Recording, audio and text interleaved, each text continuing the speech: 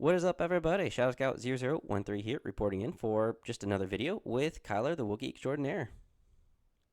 Hello? And we just finished playing at a Jacksonville event that we are going to kind of talk about and go over.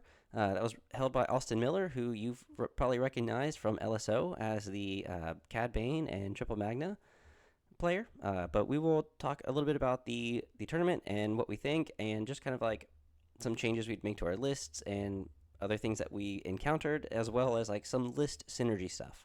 So first off, if you haven't already head to the Discord, head to the Discord now. It's free to join up. You can join us. You can talk to us. Anything about just like Legion in general. We've got a homebrew now for anything that you guys make up. We've got questions if you've got like an Empire list that you've got questions about, or a Rebel list, anything like that. Feel free. If you are painting, you can post it anywhere in here. It's really cool to see everyone and how well they paint. And if you haven't already, you can head over to the Patreon and become a member there, where you're going to get everything early. And you're probably going to be getting, hopefully, some battle reports at some point soon, as well as entered in to win some some Patreon giveaways. And then also, the burningacademy.com, $15 a month for a subscription. Go ahead and head there, and you can look like a pro when you are working out. I'll leave that in the description below as well. But let's go ahead and get back to what we were planning on talking about. And I've got a few photos that I can kind of show, and then I'm also going to be posting them into the Discord, probably under the battle rep or the Legion bat rep little spot right there. So, all right, Kyler, we played together the first round together, Yeah, and yeah. that was fun. It was, What are the odds? yeah, for real. Out of 16, I think altogether, or were there 17? 16, yeah. 16? Okay. So yeah, that was crazy that we wound up playing against each other. I'll kind of talk about my list real fast. I brought the Maul DeLorean Siege of Mandalore style list. It was like Maul with barrier push into the fray and saber, Rook cast with situational, and then the shields and rockets on all of them, and then the commando or the marksman commando on two of the other units to give me three of the Mandos, and then a Black Sun Vigo with improvised, two Black Sun was the Magnet, and then a Naked just to kind of go after objectives. So whenever I played Recover the Supplies, I just had the Naked ones go after the boxes, and then that way I could have the other 7 units kind of rushing in towards the middle. But I will talk about that and how it went for me. So yeah, I guess let me go ahead and just talk about it real fast. So the game that we played was on a table that was from a little bit of what is that Legion terrain, or was that It was like half Shatterpoint and half like 3D printed, like looks like ruins. yeah, So there was a lot of like in the middle there was a lot of like jungle gym looking stuff, with the Shatterpoint terrain. A lot of what do they call those? Not scaffolding, but yeah, I think Shatterpoint players will yell at me and tell me what it is. But gantries, I ah, remembered. okay. So there's plenty of gantries, which are basically just metal walkways. Super cool because they're made for a lot of possible elevation plays. But then me and you decided to deploy in the corner. Yeah, literally just like the very bottom edge, or this whole just one side right here. And I've got it on screen right now.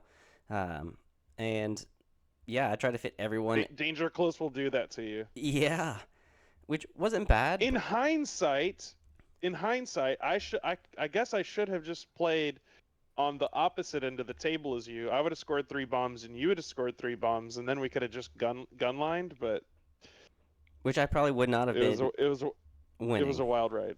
Yes.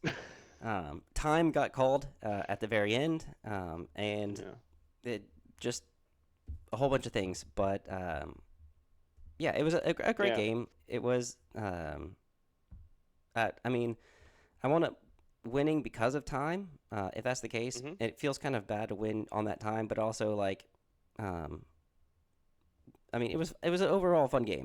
Tournaments can't last forever. So I don't ever get mad at a TO for putting timed rounds, and it's the way of competitive. So yeah, I'm going to be watching my clock very closely from now on. That's the Yeah. first time I've ever had time called on me. And it was a little soul shattering, but it was well earned because I mean you played to the objective first, and I was playing more gun line, and I didn't have time to score. So yeah, that's my fault. Yeah, see, and I know I'd mentioned at the earlier at the beginning of the game that I usually try not to go for ties. I try to do whatever I can to just go for objective play, and I don't really focus on kill points more so than I do objectives. Um, but I know that the kill points do wind up coming down to it sometimes because the objectives are just easy for everyone to score. And so I never think about it. And if I ever lose on kill points, that's fine with me because I'm in it for the objectives. But it went, it was pretty fun. You had a really good chance of getting the bomb that I had dropped with Yoda and guidance for Echo. And then after that game, I wound up playing a double dark Gav list on a desert style kind of terrain and table, which was a lot of fun. This was also your table that you had brought, Tatooine, yeah, okay, nice, yeah. and It's one of my favorite. It's one of my favorites. I have two. Yeah, the indoor's my actual favorite table, so I brought my top two. yeah, and I was gonna say I have a photo of that one as well. So here is the that deserty terrain that Kylar brought, or the Wookiee extraordinaire, or if you want me to use Chris, I can. And then this is the It's fine. indoor table that you brought. They both are phenomenal. And I wish I would have gotten to play on it, but yeah, there's other little tables that I wound up getting to play on. One that was really fun looking was the one with the blurgs and the little loth cat and the porgs or borgs or little whatever they're called. It was like a fun little westerny style table. And here's a little loth cat if everyone wants to see what that one looked like. I'll post these all in the Discord. And these two other photos right here are of your army with Yoda carrying the bomb, Padme, your little face ones, the arcs. Everything looked insanely great. And the painter you had painting them, phenomenal. And then this is kind of like in the corner where I had Rookcast pick up one of the bombs that was dropped. And then you had a bomb that was there, and I was trying to get that bomb into a little corner that you wound up trying to pick up. And like I said, that was a pretty fun one. Like I said, the second one was a double dart Gav, and he ran to the corner after dropping off his darks, picking up the box, backing up, and then using the 2-pip to just teleport to the corner and dip, which was a smart idea for winning. It's that's the way to win. Um, I I like playing but it's not a fun game. It's a tournament, and you're there to specifically win, and that's what you got to do, and that is the way to do it. The third game that I wound up playing was also bombing run, and it was against two Fluttercrafts and Yoda and Wookiees, and I could not take out those Fluttercrafts fast enough, and he was able to detonate a bomb kind of Yeah, like in me or in my lines. I was able to take out both of the Fluttercrafts really like by round two, maybe three. I was able to take them both out, but I was unable to get my bombs to their deployment zone fast enough. I was able to get two of the bombs detonated. I couldn't get the third one in time, and he was able to get that third one right at the very last moment. And we mm, played on this kind of like this luminescent style terrain, which was pretty cool, pretty fun, and uh, yeah, that's really it. Those are the three games I had. I went 1 and 2, which is what I was expecting, and with a list that's Mandalorians, I would expect that, as well as whenever I was fighting the Double Dark Gav, had to roll 9 dice, and seven of them were blanks, and two of them were surges, and that was on Maul. And then the other ones, when he would roll four, and I had to roll 4 defense dice for Mandos, I got 3 blanks and 1 save. So you can't. I mean, my dice. Okay. So after rolling the 7 blanks and the 2 surges, I wound up taking a range one shot with the Black Sun Enforcers, getting 5 or 6. I think it was 6 crits onto the Gav. He rolled 6 blocks. And Yep. so dice were just on his side, not mine, and it was not my game to win. By round 3, I think I Out of, was done for, but that's how my. out of curiosity, what other objective besides recover could you have played? It was between intercept and recover. And he only had 6 trooper units. He had 7 acts altogether, but the darks would be considered Yeah. 9. And I thought, intercept would be a little bit easier with me having 8 trooper units versus his 6. And if I were to take out a few storms, it would be way easier. And I've got mobile units that can just jump across the board a lot faster. But Sure. I've never played against double darks and or a double dark Gav. So So did you play intercept or did you play recover? played recover. He wound up Yeah. vetoing intercept. Oh. Oh boy. Mm-hmm. Wait, were you red or Nope, you blue? I was blue. Ah, that sucks. Okay. I I had the was wondering. I was wondering how it came down to that because yeah, you double Dark Trooper Gav tank, and this is for everyone listening. Double Dark Trooper Gav tank on Recover the Supplies. It is a macro. They are going to get the box in the middle on the second activation, and on their first activation, they're gonna throw your tokens back into the bag because they're gonna play the one card that says like when one of their heavies like shoots a person with a face up, that shuffles it back into their bag. So their first activation is they just move up with the Gav tank and then they fire. They're gonna throw your orders back into your bag, and then they're gonna go with their Dark Trooper. They're gonna exit the tank and claim the box. That's the first activation of the Dark Trooper. Then the second activation of the Dark Trooper is he's going to walk backwards a bit. And then if you even manage to do some damage to him or whatever, they're going to play the 2-pip and teleport that Dark Trooper with the box because they keep the objective token, which is dumb and shouldn't exist. That card should not exist. It shouldn't be in Legion. I'm telling you right now. Don't at me if you're a Dark Trooper player. You know it too. That card shouldn't exist the way it is. And they will teleport their Dark Trooper to safety, and they will have 3 boxes, and they will have all the time in the world to just have the Gav tank become a wall, to block you, to displace you, to keep you tied up, and they don't care if the Gav tank dies, and they don't care if their other Dark Trooper dies along the way. They're just literally playing goalie to stop you. So do not play Recover the Supplies against a Dark Trooper if you can help it. If you can do anything to stop it. yes. I, with that last veto, there was just no way for me to be able to do that. And Yeah. his deck was like key positions and payload, which I'm never going to survive any of that, especially with 8 black dice coming in at you, critical 1 sometimes, or even blast. So, and with the way I was rolling all night, definitely not going to happen. But let's Yeah. let's talk about your list and how you did and what you went with. Yeah, so I wanted to I always play Yoda. That's just going to be the case, right? I'll always play Yoda.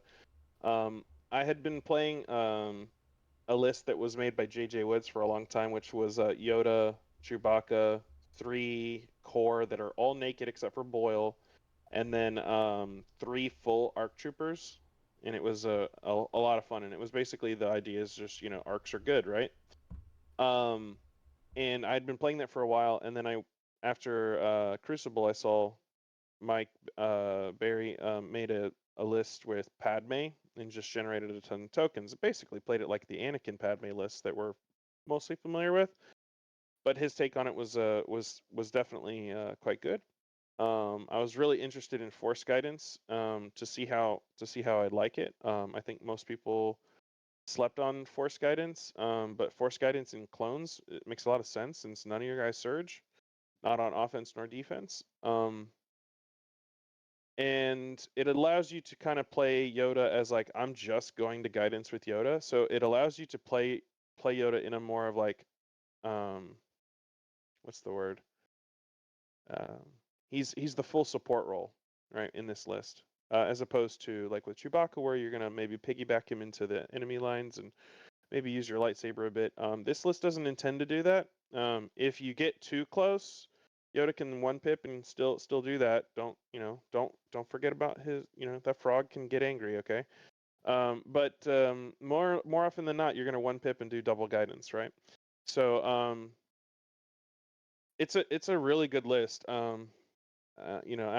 After playing it in practice, one game practice before the tournament. Again, I'm very confident on my Yoda play, very confident on my Yoda arc play. So I really felt like this was just like, what do I do when I don't have Chewbacca, right? Like so, gave it a test game, liked it, saw where it was going, thought I was comfortable enough to bring it to a tournament and just have some fun with it. And I did have a lot of fun with it. I did lose the game that we played, but um, after that, I mean, it was a bloody game. I mean, like to be fair, I think you were down to 2 units left, right?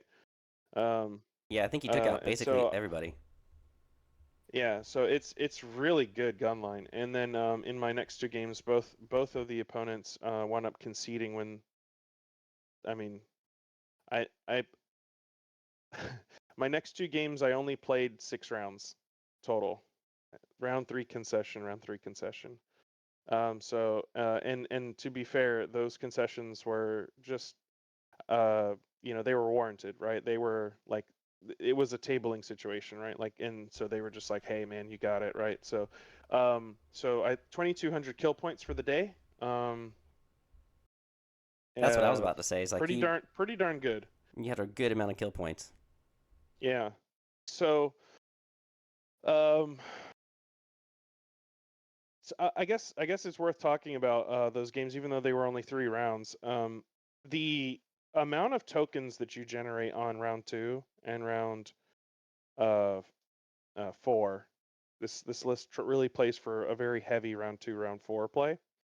Uh, and let me explain the combo for people that if they don't know. So you play Padme's one pip generally on the first turn. You give her the reliable one. You can issue her 3 pip. You don't divulge it. You don't care for secret mission. I never considered it once. No, didn't matter what the objective was. Didn't matter any of the other things. Her job is to sit and give tokens to everybody, and she does it really well. So she's going to be making you 3 tokens per turn, guaranteed. Quick thinking plus reliable one. She's probably going to make you 4 tokens if your army's not moving a lot, right? Because she's not going to be doing a lot of move actions. And then she's going to then wind up giving you an additional 2 tokens if you guidance her to do quick thinking again. So Padme alone is responsible for 6 tokens, right? One surge, and then some amount of aims and dodges and things like that, right? So did I do that math right? 7 tokens. Reliable, no, it is 6. Okay. Quick thinking is quick thinking is 2, yeah, and then reliable that becomes 5, and then if she takes an aim or a dodge, that's 6. Hmm. And then you So have there you go. guidance So she's again. gonna Oh yeah, no, you're right. You're right. Yeah, you yeah. did it. So and the total number of tokens is wholly irrelevant to this situation. Now that's 6 tokens that's happening over here, Hmm. right? And then Yoda has a 3 pip. Luminous beings are we. It's going to give you 2 aims, 2 dodges, and 2 surges. Yoda also is going to have force guidance, which is going to give 2 more surges. So Yoda's going to make 8 tokens right there, right? He can take an aim or a dodge as one of his other actions on that turn. So he's going to make 9 tokens. Now you have 15 tokens on Yoda and Padme. And she's exemplar, range 2 sharing, and Yoda's command card gives him range 3 sharing. So your arcs are tactical. They make an aim just for moving. So those arcs have all the tokens in the entire universe to just annihilate something. You're also playing clones. They're going to share a token between each other, right? So you have 2 reliable units, right? So when you roll a Z6 that doesn't surge, all of a sudden it feels like it's surging, right? You roll a fire supported Z6 shot with all the aims and everything. It's not uncommon for you to say, yeah, you're saving 12 Pierce 1, right? 10 Pierce 1. So it really does take out activations quite well. So that's the combo for people if they haven't seen it or aren't familiar with it, right? It's Padme on turn 1, Turn 2, you're going to play Yoda's 3-pip. You can play Yoda's 2-pip on the following turn, which gives you the 3-pip back, and then you can do it again on turn 4. So you get these turn 2, turn 4 big wombo combo, and then because everything has a token, everybody gets a fire support. You're probably going to wind up watching your opponent play Solitaire for the last couple turns, but you kind of don't care because you just have a ton of dodges sitting over here ready to just soak up everything. You got Force Barrier. It's like, and you probably deleted an activation or two. So, like, they're not really going to be playing as big of a solitaire game. It's super, super worth it. And so that's exactly what happened, right? So, in both of my 2 games after that, I did an incredible amount of damage on turn 2. And then on turn 3, I played the 2-pip. They saw me get the 3-pip back to my hand. They know that it's coming next turn again, and they're just like, I can't survive that again. And so they just, writing was on the wall, and so my opponents conceded.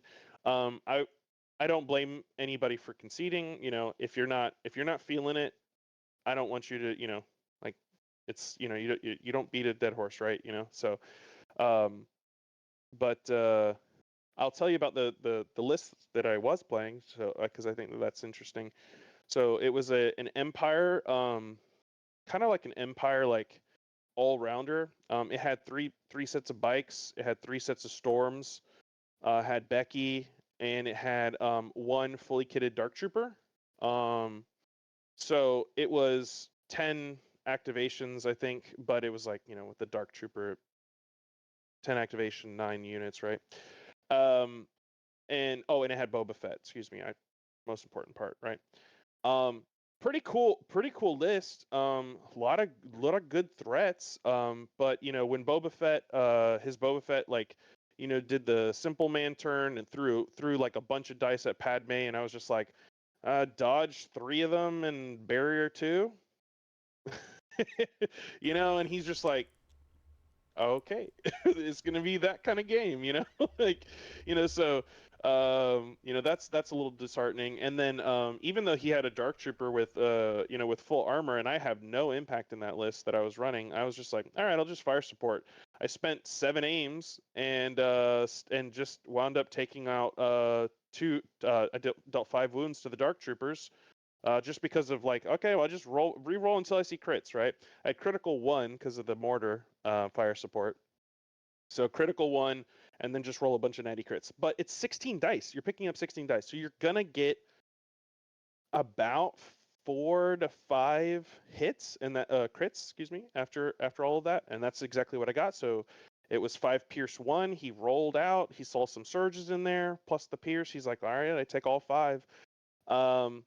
Started to thin him down. They still have their heavies though. They're still scary. And as they marched up, he realized, like, holy crap, it's just like Echo shoots 1, gets that surge, that turns into a crit. Hey, crit pierce 1. Okay, now you lost your 3rd model in the Dark Trooper. And he was just like, okay, yeah, this ain't gonna do it, right? And this is on round 2. So that again, and when he saw that, he's like after round 3, he's like, you're just gonna do it again. And he knew I was gonna do it again. So yeah, that's that. So good player, great guy.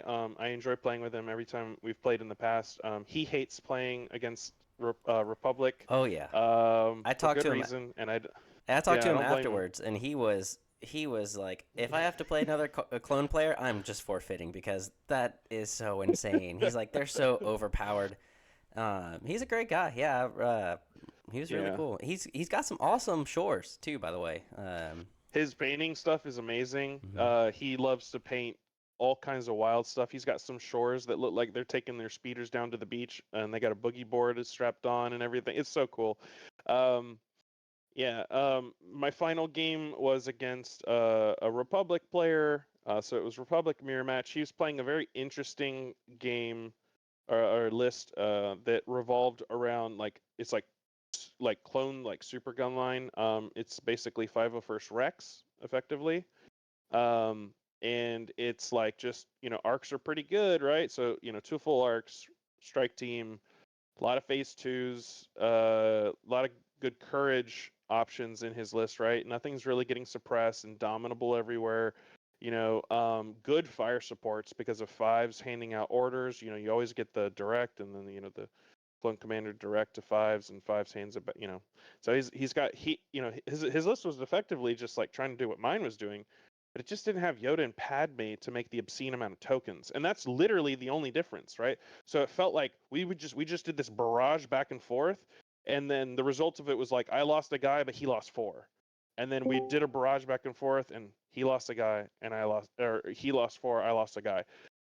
And so similarly, I think he recognized that it was probably worth calling it quits. I think it was it was definitely a little early to call it um because we were playing Sabotage the Evaporators. He didn't think that he'd ever be able to race me on points for the rest of the game, and I think that was the right call. He kind of just said like, "There's a lot of game left, but there's probably not a way for me to catch up on points," and so that's why he conceded. And so, kudos to him. I play with him he's a local. I play with him almost every Thursday and stuff. I'm already helping him innovate on some tweaks. Not to Rex. I think he said he's abandoning Rex for tournament play. But he's a big fan of Obi-Wan. And so I think he's going to go back to his Obi-Wan roots. And so we're already innovating on some things for him. Yeah, he was a really cool guy to talk with, and yeah, he loves Rex, and I'm excited for him to play Obi-Wan because it's like he's also playing some units that you don't really quite see very often, and I like seeing that because, I mean, seeing the same lists over and over and over and over again kind of seem kind of monotonous playing, and kind of it's Yeah, daunting. I think card game players will relate to that, right? Hmm. People who play card games, you go to a tournament and you're like, okay, there's the top four decks, and everyone's playing the top four decks. There are some exceptions, but that's the big bulk of the field will be like your top four decks, and I think that Legion is starting to creep in that direction right now.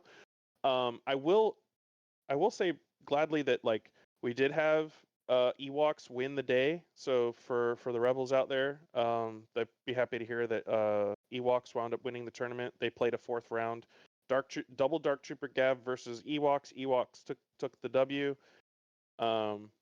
David Zelinka, our Yavin base, got his world's invite. So congratulations to him. Yeah, I stuck congrats. around to watch the game, and it was I kind of just kept peeking in.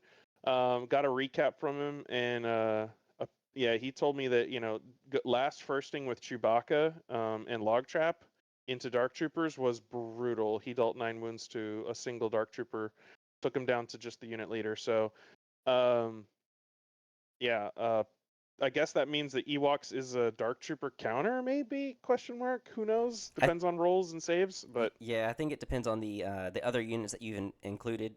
So I think the having Chewie, the operative, I think is the one that he had, or did he? Because I didn't see it ATST.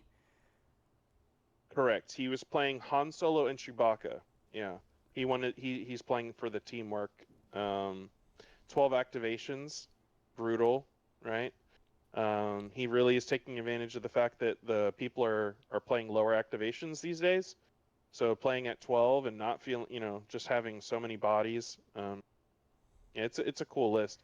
I mean, I looked over that and I'm like, are you losing or winning? Like, it's hard to tell because there's so many dead Ewoks, but no, he's still got plenty left, right? Yeah, it's a cool list, Yeah, that's and an he's been playing it a lot. He's been playing a lot of Ewoks, so he's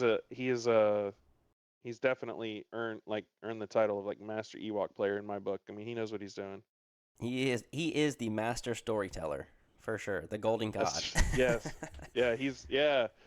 We should get him. I was thinking we need to get Um, him a let's get him a C3PO shirt. trophy or something like a little golden god Ewok Yeah, player trophy. That would be yeah. awesome. But yeah, I think it just depends on the units that you have and how you decide to build combos in your list. And the amount of activations really is great to allow him to go kind of like last first. Because, yeah, a lot of, including myself, going down to 8 felt so weird. But also, majority of the players had between like 7 to 9, maybe 10 acts most, except for, a very limited few. So it's A lot of 8-9. A lot of 8-9. which is cool. I'm happy to see it because it's also gonna not be as long to play. Um, Yeah. and yeah, you can create stronger lists in a way because now you can deck out your units a little bit more than having three naked storms and then trying to fill out a 10 act list. Um, but yeah, the other thing, you made some changes to the list that you brought. Just thinking about That's right. post tournament stuff. How did that go? How did the changes come about? Like, what crossed your mind for it? Yeah. So, I tell everybody when you play more than 2 or 3 games with a list, right? Then now you can start digesting like, okay, what is it that I don't think that I have enough of, or what is it that I have in my list that maybe I have too much of, or thirdly, what's in my list that's just I'm paying points for it and I'm not using it, right? I think I see this a lot on list builds, and people are asking for advice, and I'll see that they have situational awareness slapped on everybody, right, or something like that, right? And they're like, well, I don't want them to die, and I'm like, but how much are they dodging? Like with that unit, are you dodge shooting? Are you move shooting? Are you aiming and shooting? Like what is it that you want to be doing with that unit? Because you're going to spend 4 points on something, and if it saves you 1 wound through the whole game because they only ever really get a dodge, maybe on a specific command card or something like that, you need to rethink your upgrades. In my case, it's similar to that. So I don't know why, or I don't have full context. Again, I picked up a list that I saw at Crucible. Who Mike was playing at Crucible. I was also at Crucible. I went 3-0 with the Wookiees. Didn't have an opportunity to play Mike. But having watched the stream game, um, and having played it myself, I think I can safely say now that the environmental gears are not super necessary. I think that they definitely allow you to do some cool stuff if you're playing fortified positions, and maybe that's the only time where I think it comes up a lot. So, fortified positions obviously being difficult to move over, I think that that's what the E gear are there for. But if I strip both E gear, and the other thing that my list really felt like I wanted was just some little bit of impact, because if I can fire support impact, that's just going to feel so much better because then you get your natural crits plus your converted crits, right? Like I think that was going to make me feel a lot more comfortable into full armor. So I decided to drop a Z6 down to a RPS, and that gave me 5 points. And I was talking with Austin, who was TOing it, and he said he really thinks that Seize the Initiative on Padme makes a lot of sense in that list. And so I couldn't agree more. And so that is the change that I've made. I've dropped the 2 environmental gears. I've dropped the RPS, or dropped the Z6 4 in RPS, and now I have Seize the Initiative. And some people might not really think about it, but she has authoritative, excuse me. So her ability to hand orders from herself to somebody else is huge in a list where you want to generate fire support. So by that 5 points is going to basically mean that my turn two, or sorry, my Yoda 2 pip or 1 pips are now also fire support turns. That's insane, right? Because now I can on Yoda's 1 pip, I can say double guidance Padme, right? So she can quick thinking, or I can move 2 units that were not in a range 3 band up, right, and get them now into a fire support situation that they know that they otherwise weren't going to have, and then fire support on that turn, because on Yoda's 1 pip turn, that's the only turn in when you're playing that you're just like, well, I'm going to 1 pip here, I'm going to do some guidance, it's going to be okay, but I'm not going to get a fire support off. That is cheeky. That sees the initiative on a 1 pip turn now means that any of your turns is a fire support threat, and that's super valuable. So I think that it's going to be a really great innovation to the list. Otherwise, not really much to change about it. I think it's really solid. Mike had a really amazing list to begin with, so and I always tell people, try not changing too much all at once, right? Like I'm not gonna. You don't want to break it down. If I change too many variables in one go, then I don't know why it might not be working. Right? Like I can't put my finger on like, oh, was it this change that made it worse? Was this? So I always like to make gradual changes over time. So Yeah, I This is think the next one that I'm going to try, and I think this is going to be probably where I leave the list for quite some time. yeah, I think small changes are necessary because again, like you just said, you cannot tell what's wrong with the list if you keep making big changes. Because it might not need big changes, and your small, minute changes could be a game changer. That sees the initiative on Padme. I think has always been wonderful to get an extra fire support off, or just to if Yoda had to give orders to someone else, then yeah, that or just to himself, like I said, then you can give an order to someone else to fire support his blast or anything like that. Or in the worst case scenario, if you need to get an order um on Padme herself, right? But you don't want and you have to play Yoda's. Let's say you're on Yoda's 2-pip turn, and you really need to get Padme safe. You don't want her to die. You need to get her an order. You can play Yoda's 2-pip turn and now not give that super valuable relentless from the order. You don't have to give it to Padme anymore. Because I think that always feels terrible. It's like when you're like, okay, oh crap, I gotta save her, I gotta move her out of the way, and you're playing that 2-pip, and well, now it's like, okay, I'm gonna play the 2-pip on an ARC trooper, and I'm just gonna seize, and then that's gonna bail her out. She's gonna move and then quick think. She's gonna move, get into safe, get in cover, quick think, and as your first activation, and then all of a sudden it's just like back back to steam rolling, right? So yeah, seize the initiative. Couldn't be happier with the change. On paper, I'm loving it. And I can already think of times in my games where that would have just been absolutely disgusting. Well, yeah, no, that's majority of the things that we wanted to talk about and bring up. I think the Jacksonville tournament had a lot of good people playing, like a lot of good people playing, and people who've been playing their lists for a while. So it's really cool to see and play people who've been doing that for a long time. And it's a cool local scene. I'm sure everyone's got a pretty good, scene that they've got. Now, do you have anything else that you'd like to add, or anything extra about either the tournament or just clones in general? Because I don't think there's anything else for me to be able to talk about. No. I want people to experiment out there. This list, if it showed me anything, I know that it's powerful right now, and I think that a lot of people are going to look at it and be like, "Oh, I want to play it," right? But what I think it really shows is that looking at underrated cards like Force Guidance or like things like that, I think that there's tons of innovation that can still be done even in the faction right now.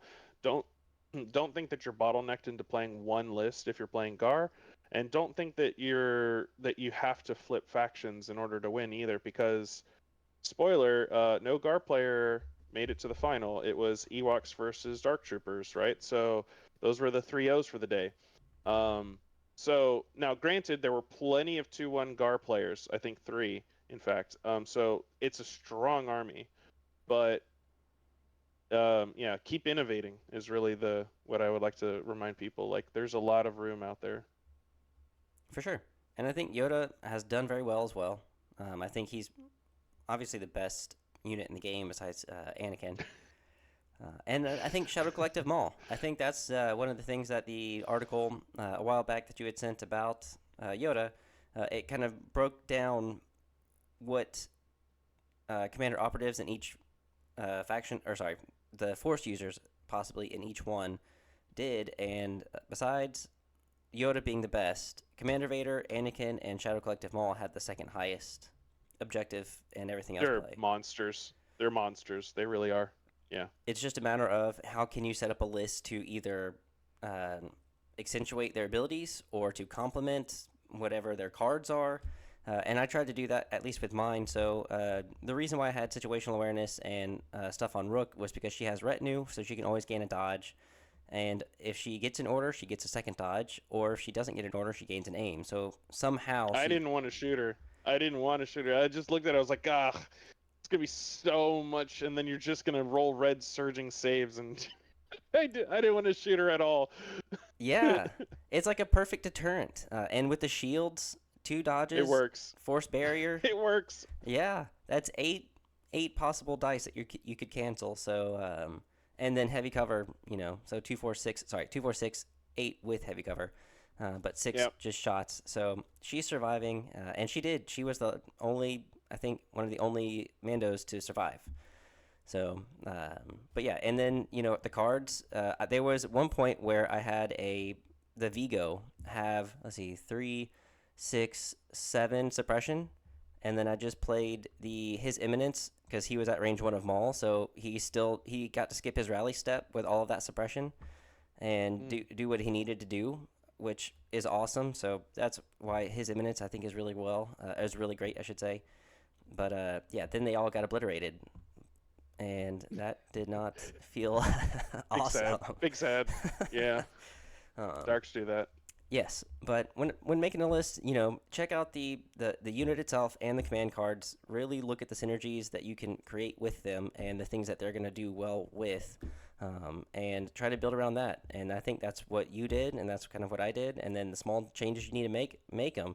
Bring them to tournaments where you've got really good players. Test things out, see how well it works.